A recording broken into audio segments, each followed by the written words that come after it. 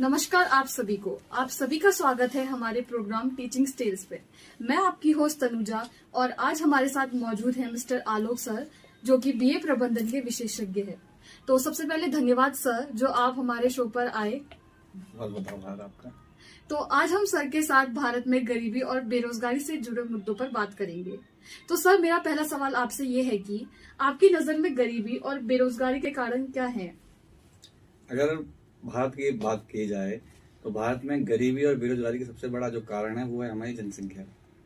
हमारे पास जितना लैंड है उस लैंड में जितनी पॉपुलेशन होनी चाहिए थी, लगभग अगर देखा जाए, अगर पूरी दुनिया से हम कंपेयर करें, क्योंकि किसी भी चीज को अगर समझना होता है तो उसको कम्पिटिटिव एनालिसिस करके समझा जाता है।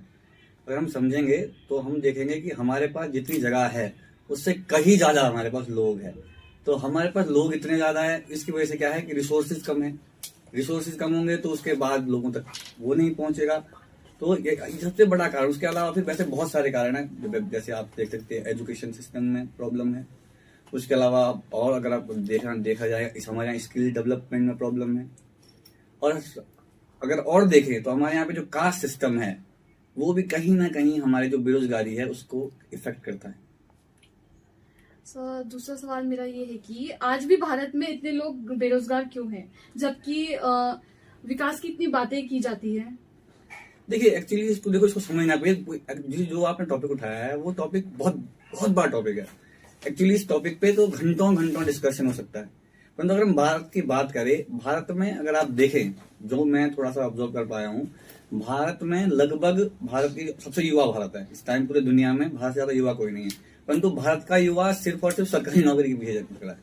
वो 30 से 35 साल तक अपने फैमिली से खर्चा लेके सिर्फ और सिर्फ एक एग्जाम के पीछे बैठा हुआ है।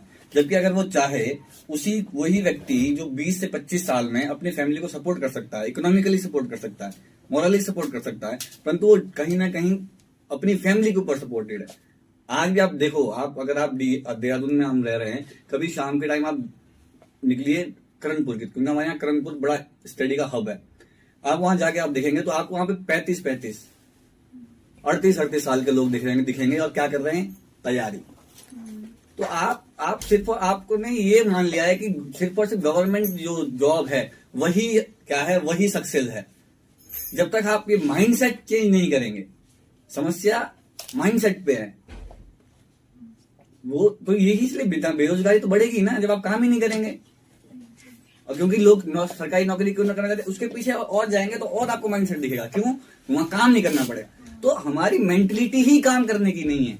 और जब आपकी मेंटलिटी में ही काम करना नहीं है, आप नौकरी ही ऐसी चाह रहे हैं जहां क्या ना करना पड़े, काम ना करना पड़े, जहां पर क्या हो, करप्शन हो, जहां पर हमको ऊपर का पैसा मिले। आज आप कभी जाके दो लोगों के बीच बात करिए, वो ऐसा कैसे बात करते हैं? अबे तेरे को उस नौकरी तेरे को पता है वहां ऊपर ही कमाई बहुत है। तो आपका माइंडसेट देखिए, आप उससे समस्या होगी। और वो वही समस्या है जो हम आज फेस कर रहे हैं। आज हम एक तरीके से अगर देखा जाए, हमारी जो युवा पीढ़ी है वो देश में इकोनॉमी में पार्टिसिपेट करने की जगह इकोनॉमी के ऊपर बोझ बनी बैठी है। क्यों? सिर्फ और सिर्फ एक माइंडसेट में कि हमको क्या चाहिए, सरकारी नौकरी चाहिए। कितनी 140 करोड़ लोगों में कितनी सरकारी नौकरी हो सकती है? मैक्सिमम ज्यादा से ज्यादा मान लो कितनी, 50 लाख। परंतु आप तैयारी के लोग कितने लोग कर रहे हैं?